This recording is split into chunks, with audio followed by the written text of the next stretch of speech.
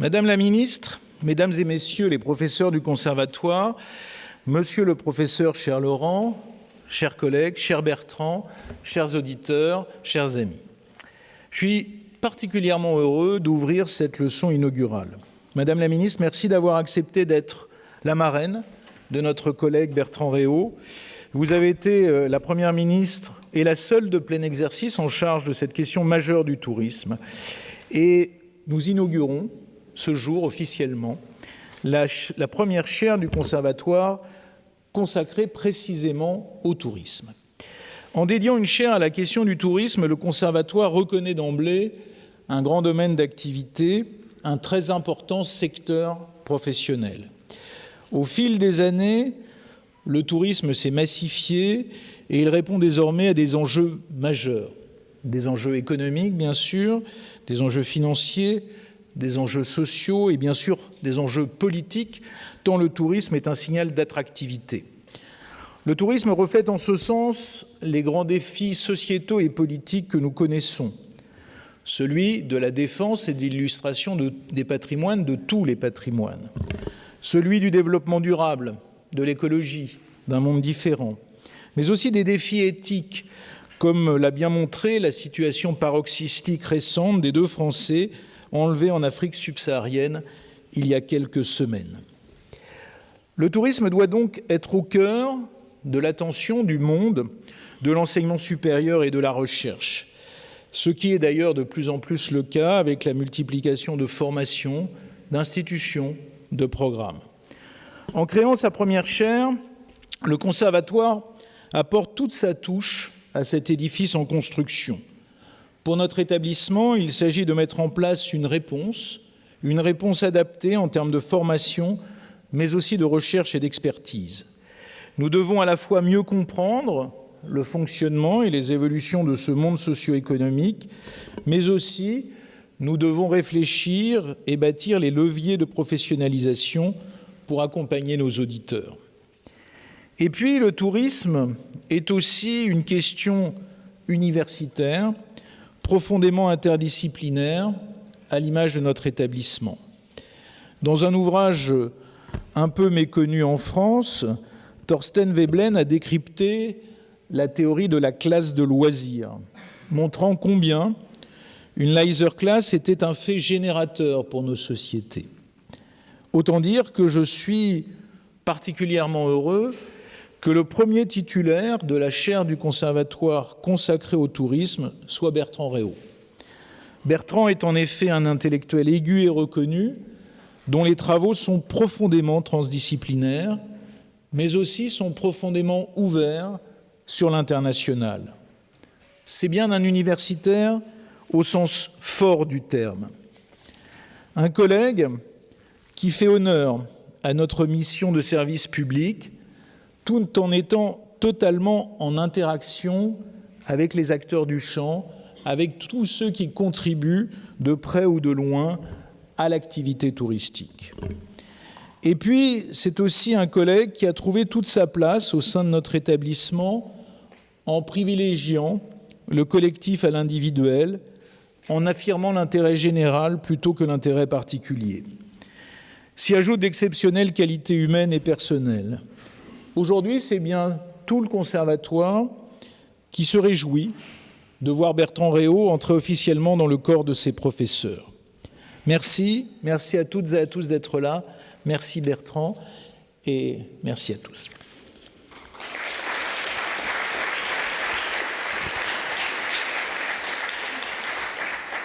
Et j'ai le plaisir de passer la parole à Laurent Capelletti, professeur du conservatoire et désormais à la tête de l'association des professeurs du conservatoire. Merci, monsieur l'administrateur général, madame la ministre, monsieur l'administrateur général, cher Bertrand, chers collègues, chers amis. Je suis très heureux, donc, au nom du Collège des professeurs du CNAM, d'introduire la leçon inaugurale de Bertrand Réau sur la chaire tourisme. En effet, la leçon inaugurale est une étape importante, déterminante. C'est un événement, puisqu'elle signe en fait formellement l'entrée dans le corps des professeurs titulaires de chaire du CNAM, et qui permet donc aux professeurs Bertrand en l'occurrence, de faire un état de l'art et des métiers de sa discipline, et également de présenter ce qui fera probablement son programme tout au long de son parcours dans la carrière. Donc Bertrand, je ne vais pas en dire plus, et puis je vais te laisser parler. Et comme il est de tradition, dans une leçon inaugurale, il y a un parrain ou une marraine, et en l'occurrence, Madame la ministre Michèle de Sertine, c'est à vous. Bonjour à tous. Monsieur l'administrateur général du Conservatoire national des arts et métiers, Monsieur le président du Collège des chaires du CNAM, Mesdames et Messieurs les professeurs et enseignants, Mesdames et Messieurs les auditeurs, cher Bertrand Réau.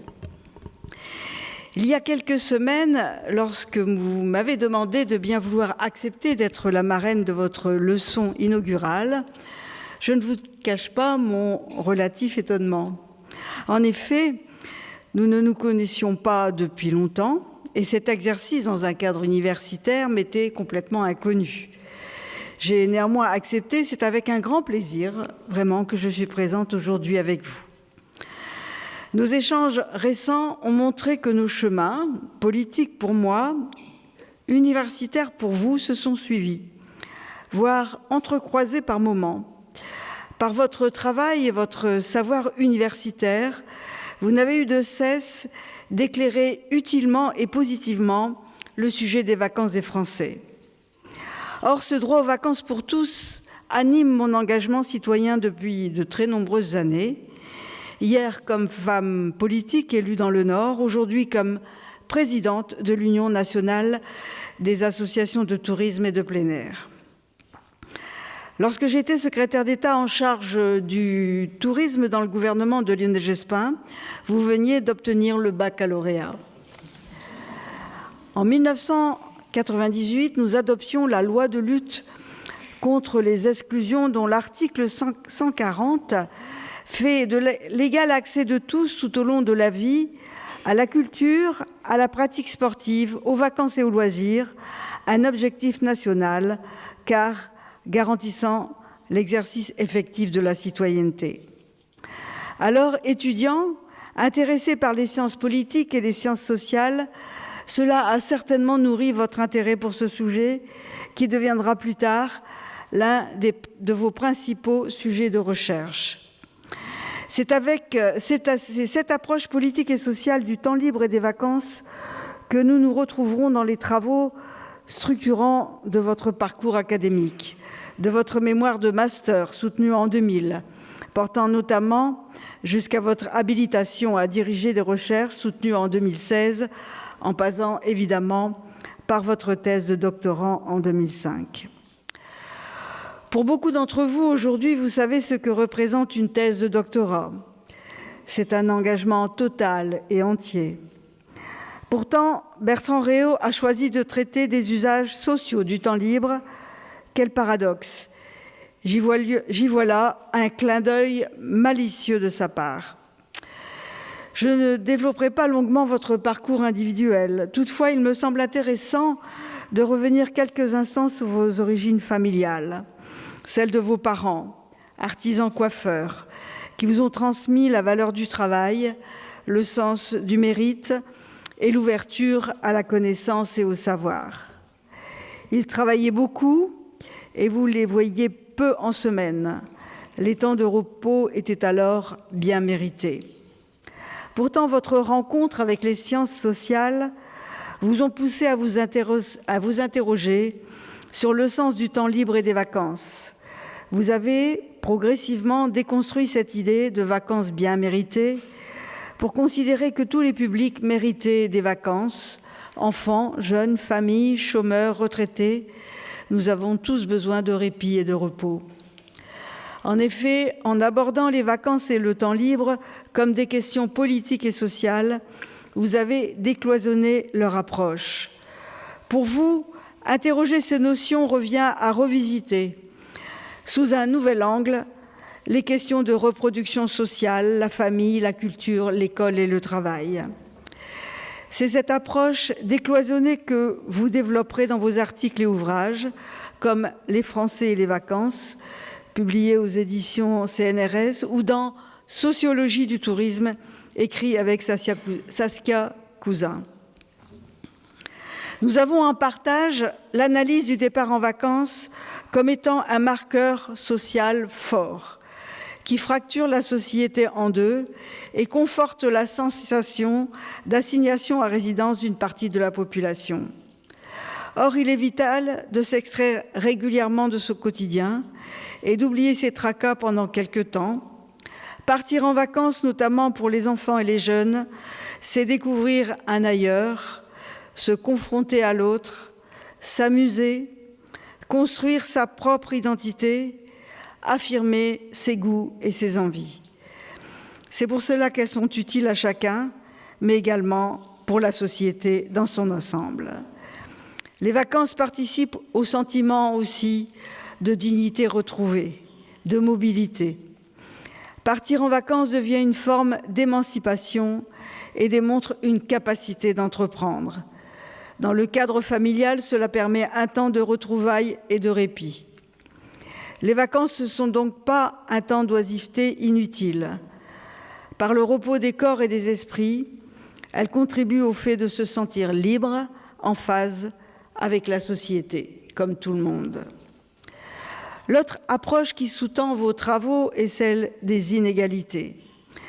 C'est le résultat de vos recherches sur le terrain qui vous ont conduit du VVF au Club Méditerranée, mais également à l'étranger, en Malaisie par exemple. Toutes les fractures vous intéressent, qu'elles soient sociales, numériques ou bien territoriales, en France, mais aussi entre le Nord et le Sud, par le biais des conséquences du tourisme notamment. Quand un tiers de Français ne part pas en vacances, quand 64% d'entre nous a déjà renoncé à des vacances pour des raisons financières, nous devons nous interroger, vous, universitaires, et nous, politiques. En ce sens, l'ouverture d'une chaire Tourisme, voyages et loisirs en 2016 était une excellente décision. Cette leçon inaugurale ouvre de nouvelles perspectives qui nous enchantent toutes et tous. Je vous remercie.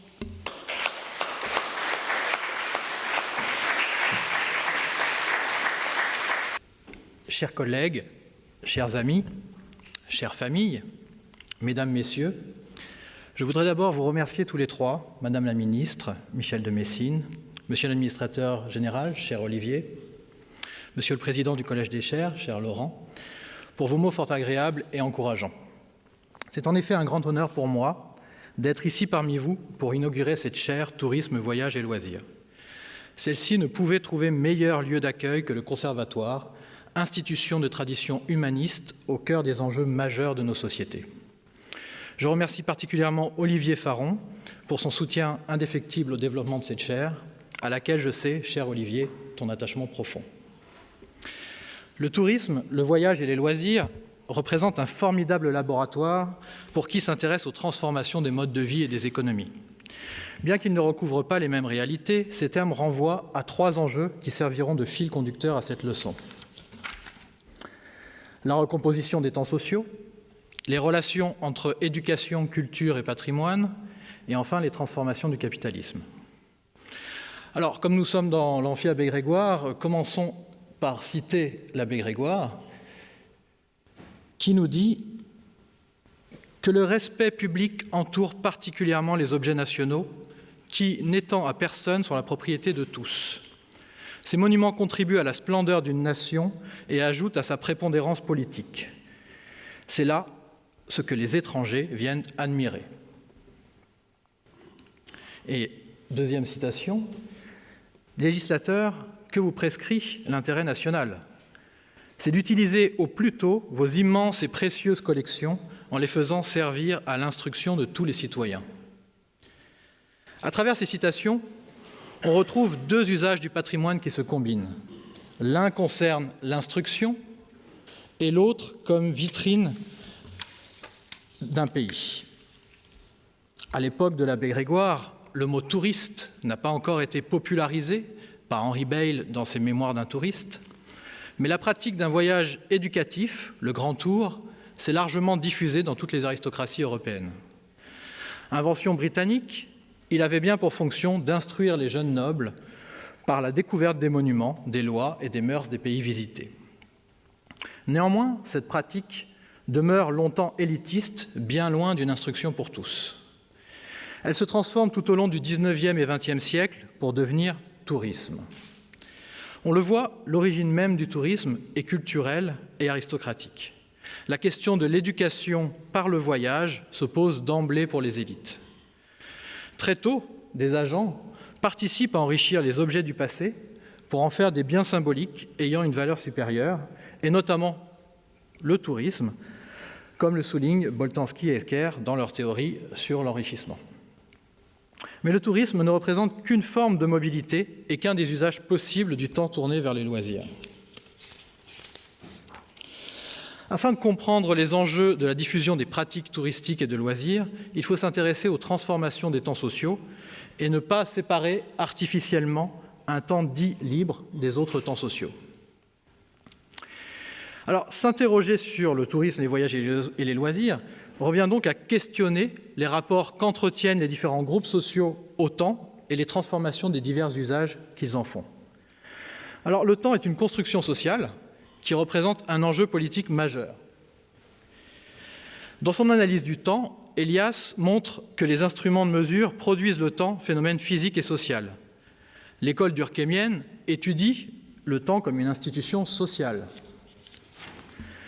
Dénaturaliser le temps consiste alors à s'interroger notamment sur les processus longs qui ont amené au passage d'une organisation temporelle autour de la tâche au travail chronométré par l'horloge.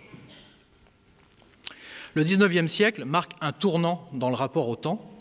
L'avènement d'un capitalisme moderne s'accompagne d'une rationalisation de l'organisation du travail et d'une transformation des modes de vie.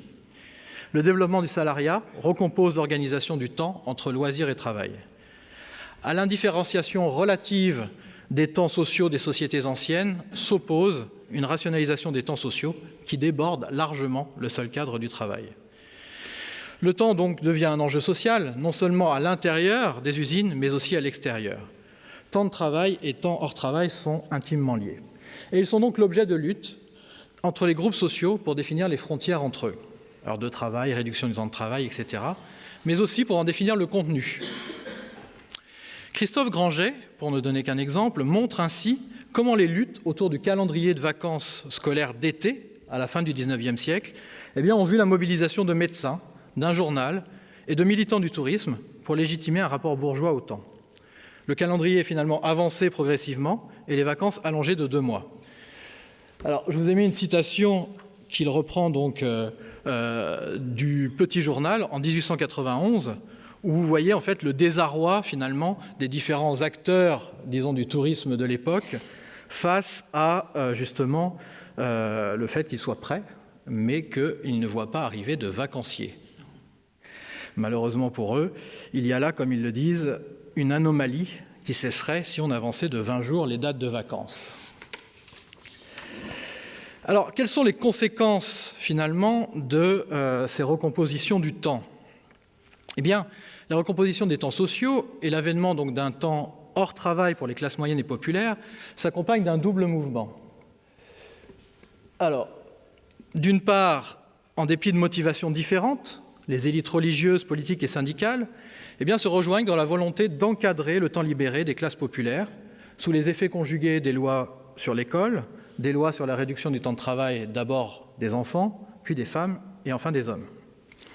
Mais parallèlement, les classes supérieures, avec l'appui d'entrepreneurs culturels, renouvellent sans cesse leurs pratiques touristiques et de loisirs afin de se différencier des autres groupes sociaux.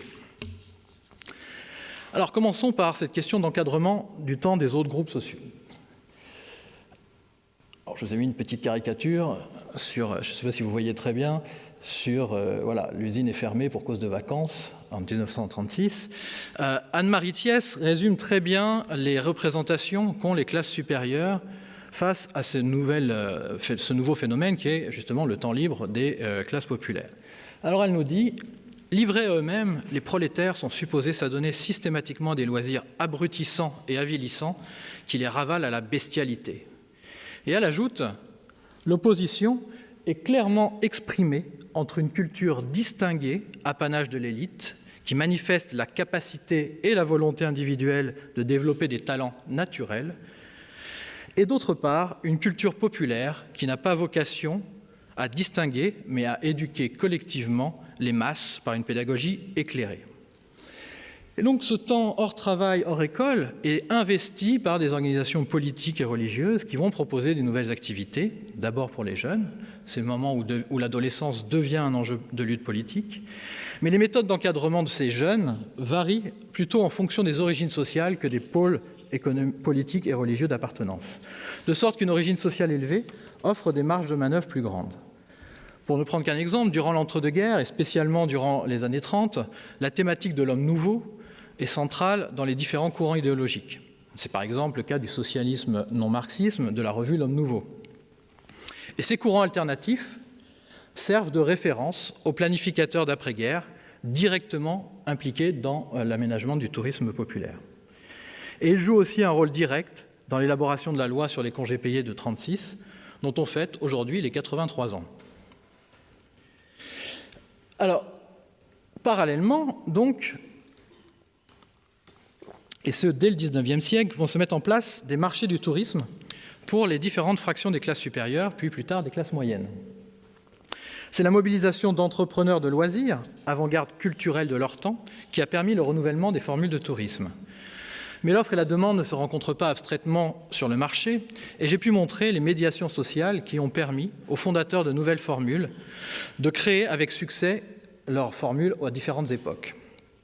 C'est tout d'abord, à la fin du XIXe siècle, les ingénieurs du Touring Club de France qui ont joué un rôle majeur dans l'aménagement routier, la mise aux normes hygiénistes et de confort des hôtels, ou encore la valorisation et la préservation du patrimoine.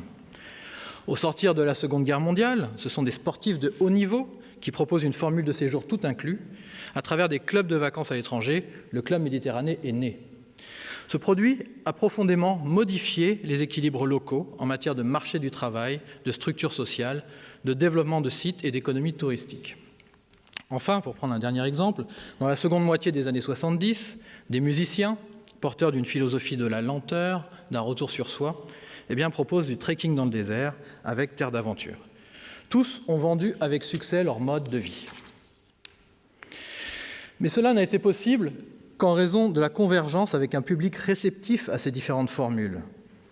Les pratiques s'inscrivent donc dans les recompositions des usages sociaux du temps libre, dont le tourisme est une des possibilités. Et c'est bien en pensant l'articulation des différents temps sociaux du quotidien et de l'extra-quotidien que j'ai pu par exemple montrer comment, pour les classes moyennes, la diversité des rôles possibles offerts par le tourisme permet temporairement de faire comme si on en appartenait à telle ou telle catégorie sociale et d'affirmer ainsi son statut. Ces logiques de différenciation représentent un des moteurs du renouvellement des publics et des offres touristiques. Alors, ces analyses ne se limitent pas, bien sûr, aux sociétés occidentales, et l'extension du capitalisme s'accompagne de recompositions des temps sociaux et de leurs usages, dont les variations géographiques et historiques méritent d'être étudiées. Révolution des transports, réduction du temps de travail, société des loisirs, ces phénomènes ont accompagné un développement quantitatif du nombre de vacanciers et de touristes des années 60 à nos jours. De sorte que l'économie du tourisme et des loisirs occupe une place majeure dans le renouvellement du capitalisme et représente un enjeu essentiel, notamment en matière de transition écologique. Mais encore faut-il classer, compter, ordonner et représenter ces tourismes et touristes. Quels sont donc les enjeux de ces classements? Que nous apprennent-ils sur les façons d'appréhender ce phénomène? Alors tout d'abord, représenter l'économie du tourisme. Les chiffres du tourisme sont un enjeu de représentation de l'importance économique et sociale des marchés, d'un pays, d'une région, d'une ville ou encore d'un lieu. À cet égard, la France serait la première destination touristique en termes de nombre de touristes, alors que d'autres, comme l'Espagne, feraient mieux en termes de retombées économiques. Certains travaux invitent, si vous voulez, à décentrer le regard en proposant de rapporter le nombre de touristes à la population locale. Et dans ce cas, la France se classe en 7e position. De même, certains travaux invitent à rapporter les recettes touristiques au PIB, ou encore à établir les chiffres d'affaires moyens par touriste.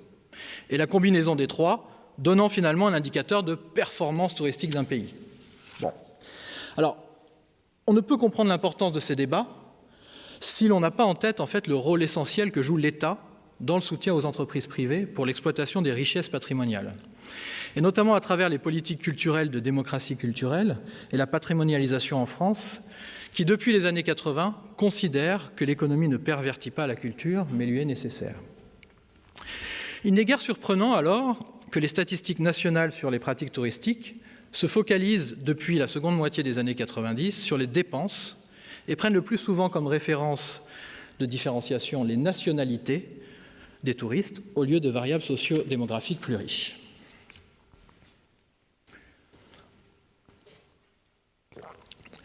Mais représenter les populations, c'est aussi se poser la question du tourisme comme vecteur d'essentialisation des catégories. Plus globalement, donc, le tourisme participe à l'essentialisation des catégories, tant pour les touristes que pour les populations visitées. Une des fonctions du tourisme est justement de produire une forme de dépaysement culturel, au sens de la rencontre et de la découverte de la différence chez l'autre. Cet autre est défini en termes essentialistes, c'est-à-dire qu'on lui attribue des propriétés, des comportements et des valeurs à partir d'une catégorie générique qui est censée unifier les pratiques et les représentations des membres d'un groupe donné. Cette catégorisation s'opère à des niveaux de généralité variables. À un premier niveau, les individus peuvent être rangés dans des catégories entre guillemets continentales, telles que asiatiques, occidentaux, africains, etc. Un second niveau consiste à répartir les individus en fonction des nationalités, touristes allemands, chinois, américains, français. Et ce mode de classement est celui privilégié par les institutions statistiques internationales et nationales pour étudier les comportements des touristes et compter les déplacements dans une perspective économique. Largement diffusé, il alimente le plus souvent aussi bon nombre d'études marketing et sert d'appui à des politiques touristiques. Un dernier niveau classe non plus les touristes, mais les populations locales, mises en scène pour les besoins du tourisme, en termes cette fois ethniques ou identitaires. Par exemple, dans le cas d'un parc thème ethnique que j'ai étudié en Malaisie, on constate que les populations visitées se représentent les touristes en termes continentaux, les occidentaux, nationaux, les Américains, ou encore par des catégories génériques de type les Blancs. Mais guère en termes ethniques. Les touristes, à l'inverse, mobilisent l'ensemble des trois catégories en fonction des distinctions qu'ils sont capables d'opérer. Plus généralement, ces parcs à thème visent à ordonner les populations en termes identitaires ou ethniques, c'est-à-dire en rapportant à leurs traditions, leurs costumes, leurs danses, leur mode de vie, leurs attitudes à des traits inscrits finalement dans une catégorie ahistorique, essentialisée et quasi naturalisée. Ce mode de classement, parce qu'il permet de rigidifier les différences, participe à la production d'équipes, au sens de Goffman, de touristes et de visités. En dépit de différences internes, parfois importantes en termes de statuts sociaux, d'âge, de profession, de lieu de résidence, au sein des équipes, cette classification masque ces différences pour ne retenir que des propriétés essentialisées. Mais le classement social réapparaît lorsque les touristes se distinguent les uns des autres. Le touriste, c'est l'autre. C'est l'idiot du voyage, pour reprendre l'expression de Jean-Didier Urbain. Il est caricaturé pour son caractère moutonnier, qui l'oppose à la figure du voyageur. Il est dans la masse. Il est la masse même, à la différence de l'individu. Et cette figure repoussoire du tourisme de masse renvoie, je cite Luc Boltanski, à l'obsession du nombre qui rassemble et unifie différentes fractions de la classe dominante et qui contribue à la prise de conscience de sa différence. Qu'elle s'exprime sur le mode irrationnel et presque somatique d'une relation angoissée à la foule et à la perte dans la foule, dans la mise en œuvre de stratégies individuelles de distinction, ou encore dans un discours sur l'un et le multiple, l'individu et la société, les élites et les masses, l'invasion des masses ou la massification, caractérise constamment l'humeur associée à l'occupation d'une position dominante. À travers les opérations de classement, autour de l'opposition touriste-voyageur, s'opère ainsi une mise à distance physique et symbolique dans les discours et les pratiques. Il n'en reste pas moins que certaines destinations peuvent connaître une surfréquentation touristique au regard de leur capacité d'accueil et de gestion des flux. Et donc, il reste que, effectivement, des lieux connaissent des surfréquentations touristiques au regard de leur capacité d'accueil et de la gestion des flux. Et à l'heure de la globalisation culturelle, à travers les réseaux sociaux, les médias, les images circulent de sorte que des films peuvent, par exemple, inspirer des visiteurs en nombre et poser de graves problèmes écologiques, comme par exemple en bas à gauche à Maya Beach, qui est en Thaïlande, inspiré de le film La plage, voilà, qui a été tourné là-bas, ou encore à Dubrovnik, en haut à gauche, avec notamment la série Game of Thrones. Mais de même, des villes qui peuvent avoir mené aussi des politiques de marketing territorial, d'attractivité, peuvent se retrouver face aussi à une tourismophobie croissante de leurs habitants. C'est par exemple notamment le cas de Barcelone ou de Venise, qui avaient beaucoup aménagé ces lieux, en tout cas pour Barcelone, pour les Jeux Olympiques. De sorte que les façons de représenter le tourisme et d'en étudier les pratiques ne sont pas sans conséquence sur les inégalités sociales, tant du côté des partants que des populations accueillantes. En ce sens, analyser les pratiques sous le seul prisme des catégories essentialistes et ou consommatoires ne permet guère d'en comprendre les mécanismes. Là encore, on a tout intérêt à décentrer le regard en les inscrivant les pratiques touristiques et de loisirs dans les modes de vie et les différents usages sociaux du temps.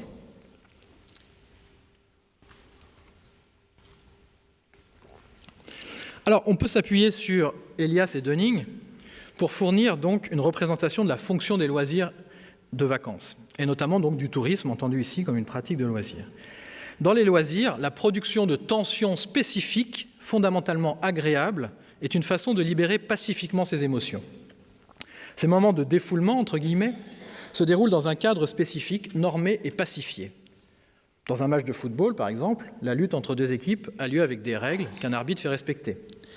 Et dans les sociétés occidentales pacifiées, la vie sociale s'est affadie, elle est unexciting, pour reprendre l'expression employée par Elias, et les loisirs permettent, donc dans un cadre gratifiant, socialement acceptable, de retrouver finalement les frissons qui font défaut dans la vie sociale quotidienne.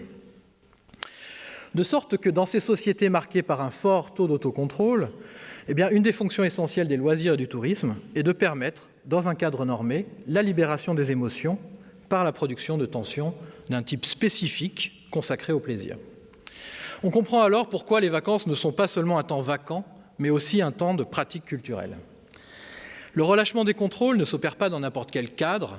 Les professionnels du tourisme et des loisirs sont chargés de produire un cadre suffisamment incitatif pour que ce relâchement ait lieu, pour que les individus se sentent légitimes, pour qu'ils ressentent une impression de rupture avec la vie ordinaire.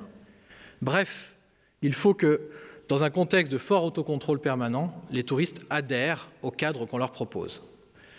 En cela, les professionnels participent à la mise en place d'une forme de réenchantement temporaire du monde qui se caractérise par une mise en suspens relative des normes sociales ordinaires, sorte de magie sociale qui produit donc ces nouvelles formes de tension. Alors le dépaysement attendu du tourisme participe de cette mise en tension et la mise en place de cadres représente donc des marchés différenciés au sens où les clients et les travailleurs des loisirs doivent y croire et s'y investir. Et donc on constate des écarts et des différences qui peuvent être le produit, pour le coup, de stratégies plus ou moins conscientes, comme on l'a mentionné. Mais du coup, se posent un certain nombre de questions tout à fait importantes et fondamentales sur en quoi, par exemple, ce caractère extra-quotidien ou extraordinaire, à la fois dans le rapport au temps, dans l'espace et dans les rapports sociaux du tourisme, permet ou non la transmission de normes, de valeurs ou de dispositions. Et si oui, de quel type de normes, de valeurs et de dispositions s'agit-il ? Quelles sont les variations sociales et culturelles dans la transmission et l'appropriation de celles-ci ? Non seulement en fonction des formules, bien évidemment, de tourisme, mais aussi des propriétés sociales des agents. Pour répondre à ces questions, il faut s'intéresser à la socialisation au loisir et au tourisme. On ne naît pas touriste. Il y a des apprentissages. C'est pourquoi il est utile de se pencher sur ce que j'ai nommé les trajectoires de vacances. Ici, j'élargis volontairement la focale dans deux directions. D'une part, le tourisme est englobé dans un temps plus vaste, le plus souvent celui des vacances, justement. Mais d'autre part, la notion de trajectoire permet d'analyser les trajectoires de vacances en relation avec les trajectoires sociales des parents et des individus pour comprendre justement leurs apprentissages et les usages d'un temps libre qui se sont offerts à eux à différents moments de leur vie. Si les déterminants de départ en vacances sont bien connus statistiquement, en termes de revenus, de contraintes professionnelles, familiales, l'étude, par contre, des logiques de choix opérés mérite d'être approfondie. Ces logiques sont souvent réduites dans les enquêtes portant sur les motivations déclarées, qui restent sans surprise à des niveaux de généralité qui ne disent rien sur les pratiques. Pensez à l'item « se reposer » ou encore « être en famille ». Au contraire, situer les pratiques à un moment donné d'un individu dans l'ensemble de ses usages du temps, eh bien, permet d'en comprendre justement cette trajectoire de vacances et ainsi de mieux interpréter les comportements observés. Au final, sans une observation fine des façons d'être touriste et réciproquement des façons de travailler avec les touristes, il est difficile de mettre en place des politiques qui travaillent en profondeur sur les questions centrales de durabilité. C'est en ce sens qu'une approche globale des temps sociaux est essentielle. Elle vise à saisir la place que peuvent jouer le tourisme et les loisirs, tant du côté des usagers que des professionnels, dans l'éducation au respect de l'environnement, des populations, et dans l'accessibilité aux ressources culturelles de la mondialisation, pour reprendre l'expression de Philippe Coulangeon. Alors pour conclure, un tourisme à deux vitesses, on retrouve dans un monde globalisé les problématiques liées aux deux mouvements majeurs issus de l'extension d'un temps libéré du travail pour une partie croissante de la population. D'une part, il y a une accélération de cette économie de l'enrichissement décrite par Boltanski et Ecker, pratique distinctive des riches, pour lesquels des agents enrichissent continuellement des objets du passé pour leur donner une valeur via des récits et des mises en scène qui en font la rareté. Cette économie a été permise par un processus de décontextualisation et de désymbolisation des objets qui commence sans doute avec la Révolution française et la mise en musée moderne, mais qui s'adresse aussi aux autres groupes sociaux. Ce qui engendre parfois, comme vous avez un certain nombre de réactions lorsque, par exemple, j'ai juste donné un exemple, des objets religieux deviennent des objets de décoration, comme lors donc de cette campagne d'affichage en Thaïlande. Je ne sais pas si vous arrivez à bien lire, mais Buddha is not for decoration, où on voit effectivement du coup que ce n'est pas un mouvement linéaire, si vous voulez. Alors cette économie se diffuse vers les classes supérieures qui multiplient et diversifient leurs pratiques touristiques et de loisirs. D'autre part,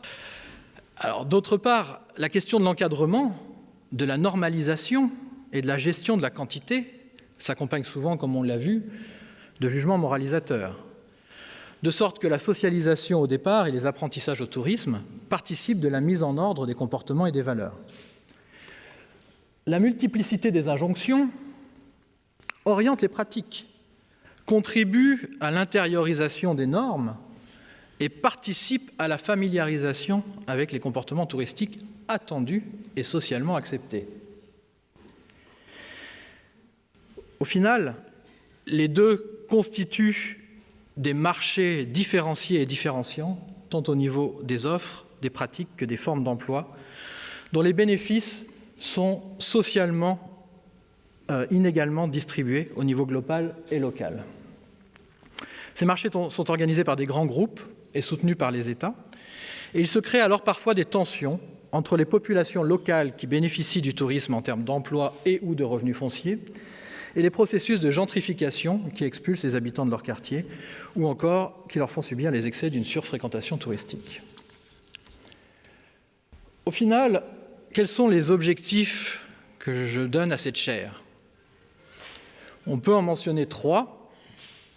Tout d'abord, il s'agit pour moi d'élargir les recherches sur ces phénomènes, notamment en travaillant sur les enjeux du tourisme en matière de transition environnementale et de développement économique, d'en diffuser les connaissances à un large public, et enfin de participer à former des agents touristiques conscients des enjeux à tous les niveaux, afin de développer des tourismes durables, socialement, économiquement et écologiquement.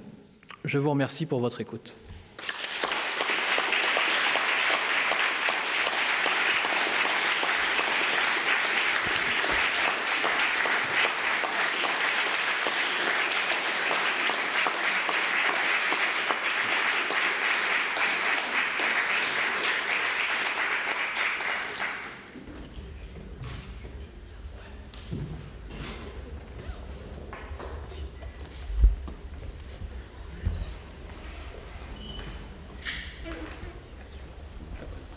Cher Bertrand, j'ai le plaisir de te remettre le diplôme et la médaille du CNAM.